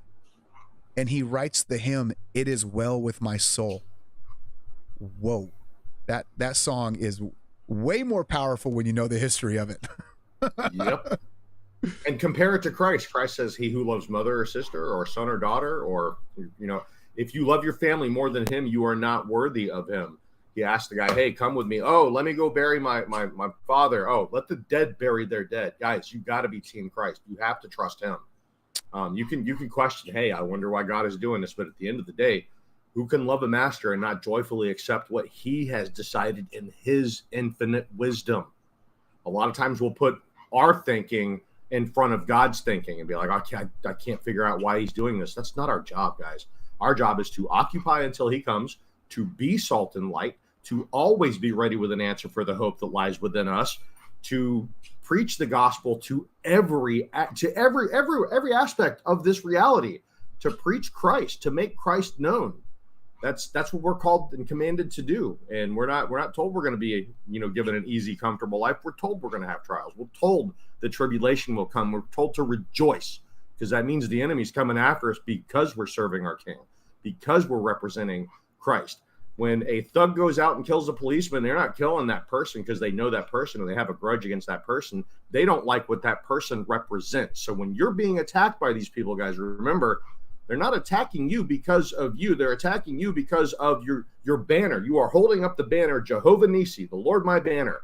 You are pointing up to the risen Christ, and the enemy doesn't like it. Rejoice, guys. It's going to come. Yeah, Allison brings up a really cool point. Delay is not denial, too. That's also important to understand when you talk about prayer. It's like God has three answers: yes, no, and wait, right? And a lot of times we think wait. I'll give you a great example, and this is a silly one. It's a fucking silly example. I know it's silly. But when I first met my wife, I wanted to get tattooed. I wanted to get sleeve tattoos.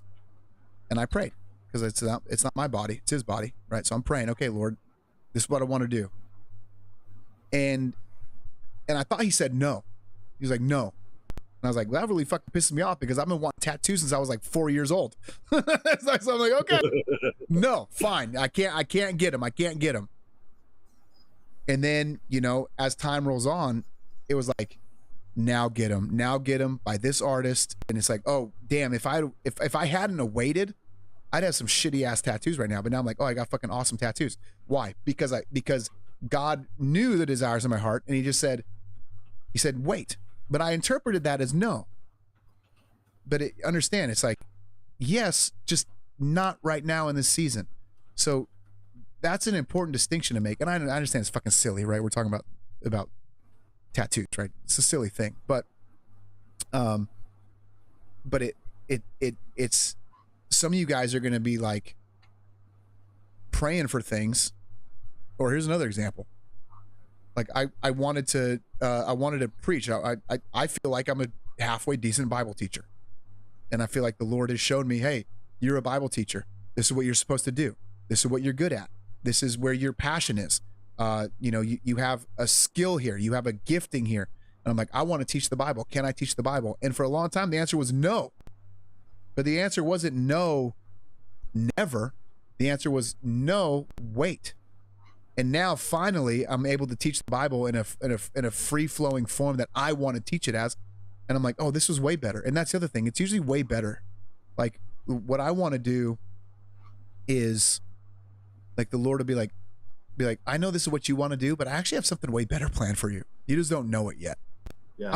I would have never thought, like if you were to tell me, oh yeah, well, I'm gonna do internet quantum church, I'd have been like, dude, that's stupid. I don't want to do that.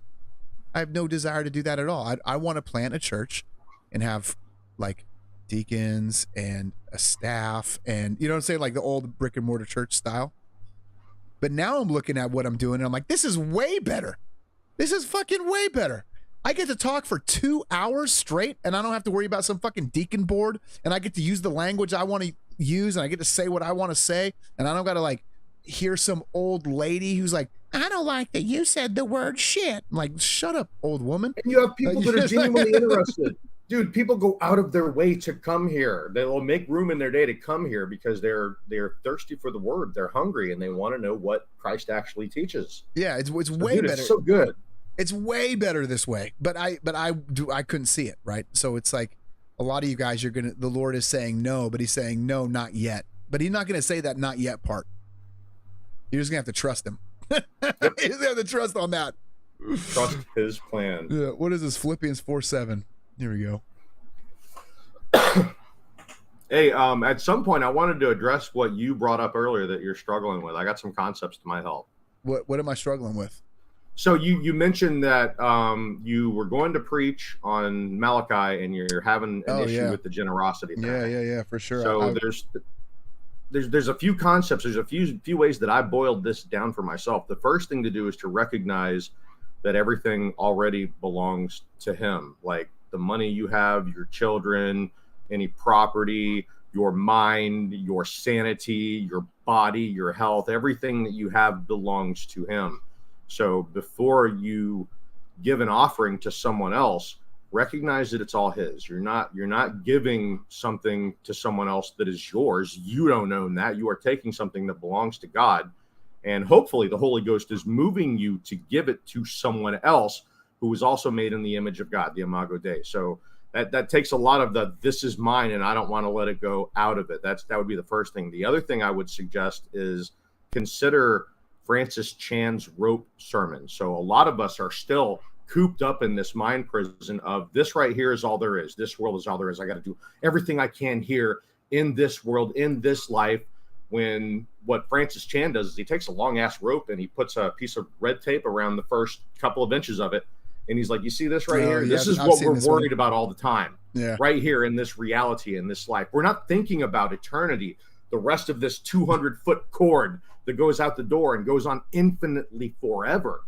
So if you consider that this here that we're in now, I know it seems like a long time for some of us. We're tired, boss, but it is a relatively infinitely short amount of time. So if you have the opportunity and you are being moved to help somebody else and you're doing it with the proper mindset, this is something that God has blessed me with, and the Holy Spirit is moving me to bless someone else with it. And I'm doing it as an act of worship before a holy God because it's something he wants me to do. Just do it and do it as that act of worship. And Yvonne was talking about this the other night when he does his giving. He does so without any kind of expectation. It is just a gift. He puts that offering down and he walks away. He doesn't care what they're going to do with it. That's not his concern. They can do whatever they want to with it. The fact is he was moved to do something by the Holy Ghost, and he said, okay, Lord, I hear you. this is yours. I'm going to give this to this other person. And he walked away, and he did it for the right reason. So that's kind of how I mind fucked myself out of that, you know, the mind. I'm like, wait a minute, dude. Who put the breath in this body? God did. Who gave me the mind to earn? God did. Who gave me the desire to go out and earn so I can take care of my family and my children? God did. God gave all of this to me. So if he's moving me to give, and even if I can't give, God will make it clear, hey, I know it hurts right now, but you got to do this. He will make it clear, guys. He will speak to you. Don't go out just willy-nilly, start giving everything away. I mean, if you did that in the right spirit, if you gave away everything you had in the spirit of Christ, chances are you're going to be rewarded. But don't go out and be stupid. Pray about it. Think about it. Yeah. You know, if it's someone that you're planning on giving to, and it's the Lord is screaming in your head to do it, just do it. If it's something you're questionable about, do a little bit of research. Pray about it. Wait for him to answer you. He'll let you know one way or the other. But when you do it for the right reasons. Don't have expectation. You definitely don't want to come back later like some experiences we've had where, oh, I gave you all this money and you should do X, Y, and Z. I'm like, no, you're doing that for the wrong reason. Yeah. It should be an offering before a whole that happens. Yeah. So I don't like what you said. I'm gonna pull my dude. Funding. Like, shit. All right, man. Yeah, you know, sorry, bro. if we truly trust in Christ, then that's okay. We didn't deserve it in the first place. It was a blessing to begin with. Yeah. Paulie, this is great. So I was wondering if that concept would help you. Fact, she's got the I know you're struggling. And here's the thing, guys. I'm gonna hit that super chat up. I feel bad. These guys are hitting super chat, so I'm gonna read that. I want to hop back in after that. Yeah, for sure. I just want to, Paulie. That's great, dude. That's exactly what I'm going through. I love that Karen cut, by the way. That should be a thing, the Karen cut. And then I got the super chat, Philippians 4:7, and the peace of God, the peace that comes by putting all in the hands. This is some crazy translation I'm not used to. Give me a second. The peace that comes by putting all in the hands of the one who is able and willing to deliver, which passeth all understanding. Whenever we fully trust the Lord, there comes a peace that is past the understanding of those who have never experienced it.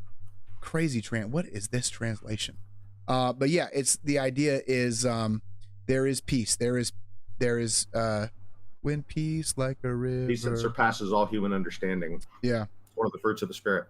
Yeah, there's peace when you give it to the Lord. That, what is that? Like give and let go. That's real. You do get peace. Yep. Anyway, keep going. What were you going to say? Thank you for that, by the way. So, another parallel that kind of parable that parallels with this is the parable of the widow and the two mites. So we're telling you guys about tithing, about giving, about offering. I want to remind you guys that the widow who gave her two mites out of her need, Christ pointed to that and was like, that is just simply awesome right there. And the guy that was just giving out of his excess, he was like, yeah, that guy should be doing that anyway. So it's not a matter of the amount.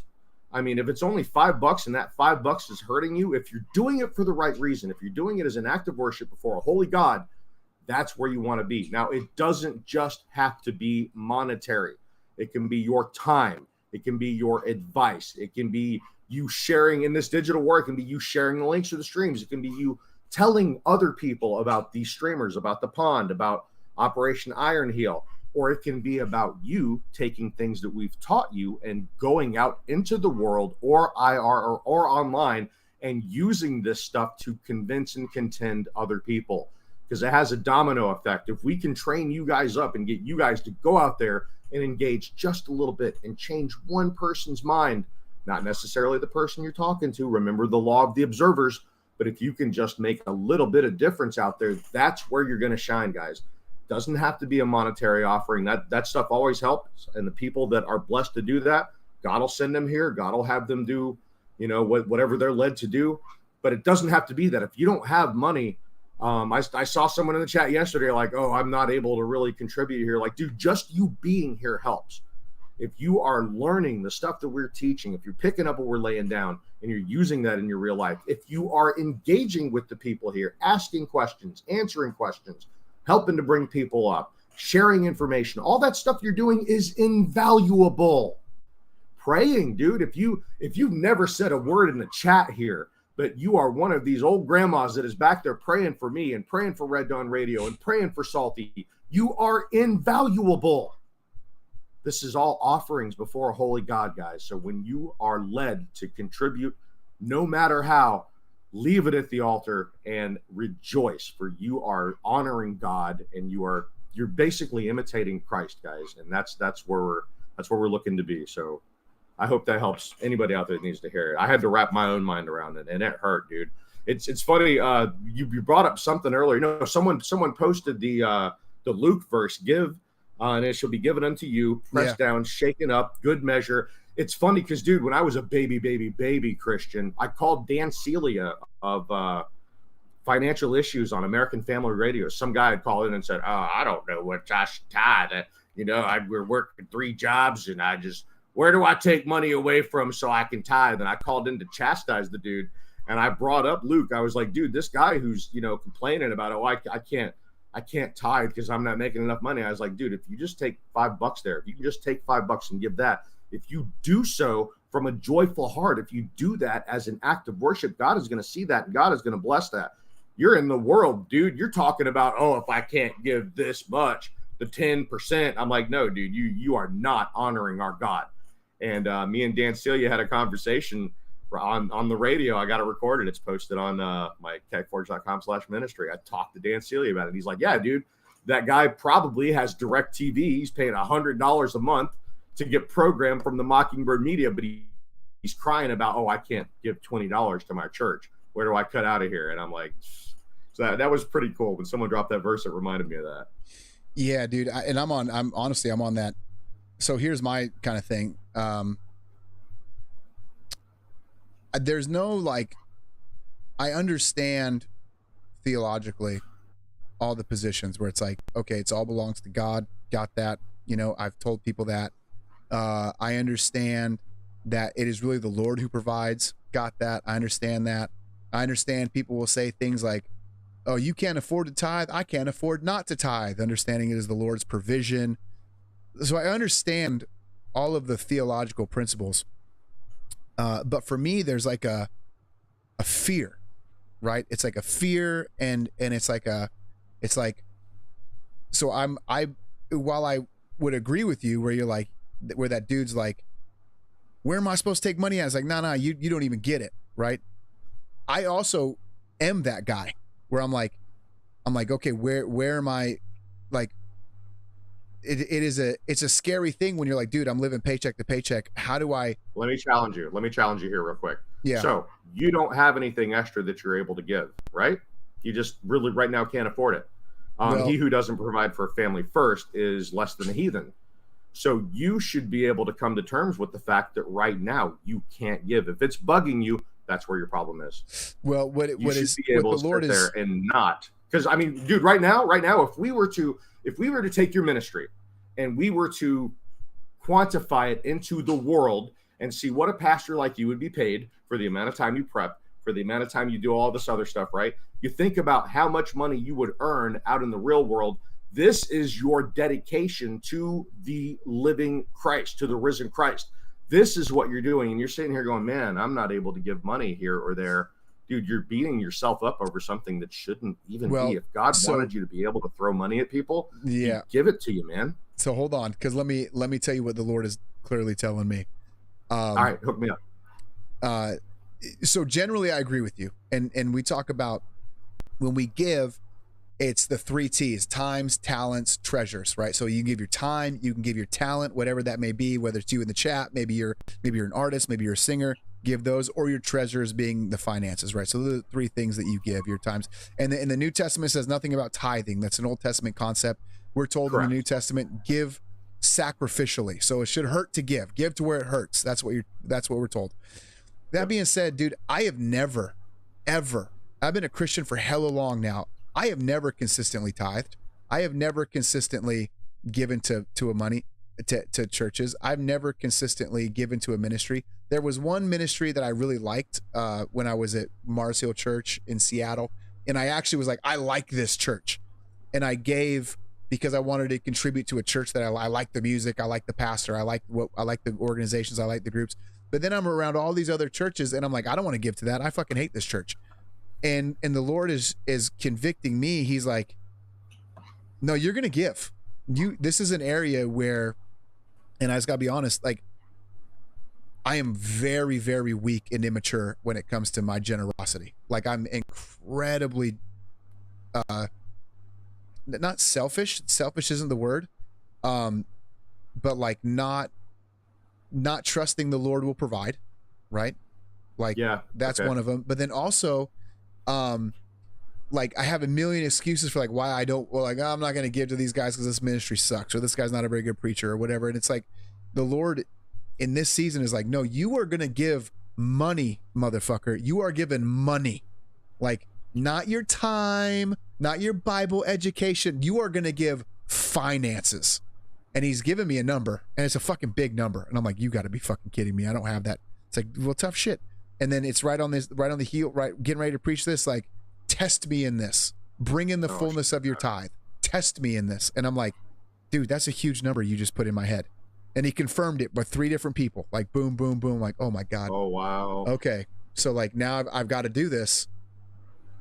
And it's one of these areas where it's clearly, I am incredibly immature in this area when it comes to actually find, because I'll do things like, I've made these things like, well, whatever money's in my pocket, I'll give. And that'll be, the Lord will let me know. And sometimes there's like $100 in my pocket and I give $100. Most of the time I don't have shit in my pocket. Right. And it's like, he's like, okay, I'll let that shit fly for a little bit. But now he's very clearly like, no, you will give money. You will set money aside. And even if you don't have it, you will do it trusting that I will provide. And it's like this, and it's also in a church that I don't like. And it's like, this isn't for this church. This is, you're giving to me. Right. And he's showing me this. And these aren't things that, I, like, it's not, he's not saying or doing anything, or you're not saying anything that I don't already know theologically. It's just, there's a practical application here where it's like, dude, you're not mature in this Red Dawn Radio. You're not mature at all. And that's the truth. Like, and it's something I've known for a long time. And like, dude, I'm not, when it comes to like giving financially to ministry, I suck at it. And I've got a lot of reasons where I'd be like, oh, it's, and my wife's the same way. She's sitting here going like, she's like, oh, you were supposed to give out of what? Where are we supposed to take money from? What bill? What bill isn't getting paid? Genius. And I'm like, I know, but I've been using this excuse. I've been using that sorry ass excuse for decades now.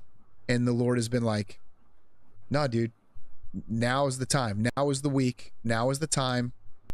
Like, you are going to give, and it's going to hurt. Like, give sacrificially. So it's just something that, just everybody listen, like, I'm not some super Christian. Like, I'm just a regular ass dude like the rest of you. And we're all in different walks of life. And there's certain areas where like, yeah, I'm really strong here. Like I feel like I'm a strong prayer warrior. I feel like I'm strong when it comes to the Bible. But just like you guys, I'm like, dude, yeah, there's areas of my life where it's like, I'm not strong, and incredibly hypocritical. If I can just put all of my sin out there, makes me feel like a total jackass when I'm like, hey guys, support the show, man. Be generous. Right. And then the Lord is like, a word, support the show and be generous. You are not super generous, Red Dawn Radio. Like, and I'm like, yeah, I know. I understand the hypocrisy, Father. I'm working on it. And this has been like this season of life, the past few months, has been a lot of like the Lord working, saying, hey, I know this is scary for you. And that's one of the big things. It's scary. It's like, I know this is scary for you. It seems to me like you got something big on the horizon, dude. I don't know if I got something big on the horizon. I hope so, man. It seems to me like he's prepping you for something like that. Because, dude, he revealed to me a long time ago, like, dude, you're going to be blessed in a way that's going to basically make you shit your pants. And it floored me. Somewhere on Periscope, there's me. You even get a shot of my face, but somewhere on Periscope, there's me where I pulled over because I had such a move of God that I was like, oh my God. And I had to tell everyone, like, guys, I don't know what just happened, but God just revealed to me that I'm going to be blessed in some kind of weird way, and it's going to be beyond anything that I could ever dream of. And I still don't know what that's going to be, but I know that it's coming. And that's when he started really prepping me and crushing me. So it sounds like that's what you're going through now.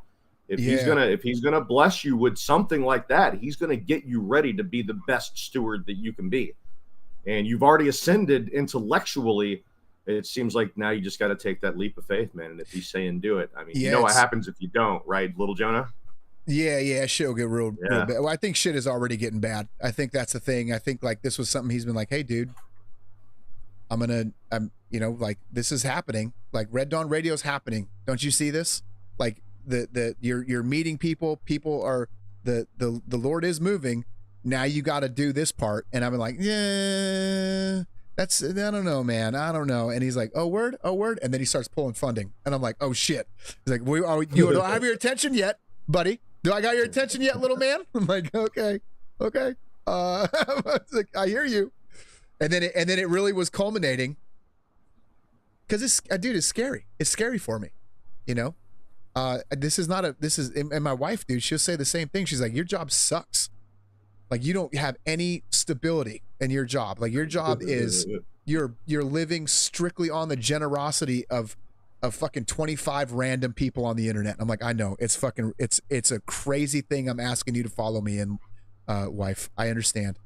And it's fucking terrifying, and it's terrifying. And it culminated really is like, and there's no theology that I've learned. It's not an intellectual thing. It's an obedience thing. It's a heart thing. It's like, it's a trust thing. It's really what it is more than anything. It's like, what I'm saying is, I know this is what you've said in your word. I know this is what you're telling me to do, but I don't trust you in this. I don't trust you that you will pay these bills. I do not trust you. And that's really what it is. And then it came down to this. Have you asked God to remove the fear, maybe? Oh, I don't, we've prayed about, so maybe I don't know. We've prayed because about, you're having the fear there. You times. See it. Okay, the Holy Spirit has convicted you. Like, hey, that fear that you have about that's fucked up. You shouldn't have that, and you know you can't fix yourself. So perhaps the answer would be to start praying. Hey, you've shown this to me. I know it's an issue. Can you please remove the fear? I don't want to be fearful anymore, Lord. Yeah, it's fear and disobedience. It's both. It's fear and disobedience. Like and I think what it really came down to, because this has been going on for a while, right? I've struggled with this my entire Christian walk. You know, it's not like this is brand new. And there's been plenty of times where like I felt like the Lord was saying like, why are you always living paycheck to paycheck? Why have you been living paycheck to paycheck for years? Because you still won't be generous. That's why I'm not giving you money. And I feel like he's told me this like a decade ago, where he's like, dude, I'm not giving you shit because you haven't learned to be generous, you know? And so who knows what I prayed? I've been praying about this for a long time and struggling with this. And it really came into like at the very end of this book of the 12 in Malachi. And I know the passage in Malachi, test me in this, which is, it's a crazy thing to say. It's like guaranteed I'm going to provide, dude. Guaranteed. Test me in this. He takes care of the birds of the air and the beasts of the field. Why would he not take care of us whom he loves? I know, dude. It's specifically in like, bring in the fullness of your tithe. Be generous. Do this act. And it's like, and he's speaking straight to me. It's like that sermon, he's got to preach to me first. And I'm sitting here going, okay, test me in this. And that's been really comforting as I'm sitting here going, I'm talking to my wife. I'm like, cause she's fucking pissed, dog. She's like, that's a huge number, dude. I'm like, I know. This is like, where do you plan to get that? I think the Lord's providing. He's already provided a bunch of it. Like I'm gonna do this, and it's like my comfort is I can look at the scriptures and say, no, this is the passage, this is the season. We've been going about this for a long time, and he's saying, test me. I will 100% guaranteed provide. He's not going to say, test me in this, and then he fails the fucking test. He's saying, test me in this. Dude, trust me right now. And I'm like, okay, here we go. And I don't know what the end result of that will be. I don't know like what the Lord has planned. I just know that's some shit I'm going through, you know? And so when people say things like, I don't have enough money, I'm like, dude, you get a lot of sympathy from me, because I hear you. I have said that shit for over a decade now. But this is the season, this is the week and a half where the Lord is like, that shit ends now. So we'll see. Glory to God, Mega. Glory to God. Yeah, TZ Burton says the electric bill, mortgage, and food, and still have to be paid for. I get enjoyment and knowledge from just listening, especially when the two of you are talking together. Thank you. Well, thank you, TZ Burton. Thank you, man. Salt Savage, my prior drug money is now Christ's War Effort Fund. Everything has always been his. Yeah, thank you so much. Yeah, and that's I don't know, man. I don't know what the Lord has planned for us, Shadowlay, but I see. I'm okay with whatever, dude. Do you get, so here's the other thing, since we're talking about all my fucking shit. Do you get, I don't know how you feel, but I get like bitter and jealous a lot when I go to church and I see these dudes like internet preachers or whatever, and I think to myself, those dudes fucking suck. They suck at this. Like, they're not gifted. They don't know what the fuck they're talking about half the time. They're not good at this. And yet here they are, not struggling. And I have a hard time with that, man. Who is the Lord of this world? Red Down Radio. Who is the Lord of this world? Yeah, Satan. Satan is the prince, right? I get it. And people get rewarded here for doing stuff like that. When you take a look at all these evolutionary teachers, like Dawkins and then the rest of them that were all pushing evolution, all of them started getting lots of banks, selling lots of books. Dude, as soon as you start promoting a false Christ, a false doctrine, you're going to be rewarded richly. It seems to be how it works. And those that are promoting a true Christ, a proper Christ, they get attacked, they get harassed, they get harangued. A lot of times they're struggling. Sometimes they'll make it big enough that they'll actually be able to, plant some kind of a church. You take a look at a lot of these preachers that refused the mask mandates, that kept their churches open. When you look at them and you look at their finances, a lot of times they're not, big and rich like these televangelists, because they are doing what Christ has told them to do. They're giving the money to the poor. They're helping where people actually need help. So it's just the way of the world. We've said that 85% of the churches are beast system churches. Yeah. So why the hell are we shocked when we see these people doing well? Yeah, that's one of the things. Dude, but we're not supposed to covet. The rain falls on the just and unjust alike. Yeah, and every drop of rain is part of God's permissive will. So if you can wrap your head around that, maybe that can help to excise some of that. This is the thing, guys. Like, you hear me talking, and like some of you guys, a lot of you guys are new Christians, and I'm hella grateful for that. I'm like, dude, the Lord has given us like clean, fresh slates. We don't got to like undo a shitload of fucked up theology or whatever. We just get to start fresh.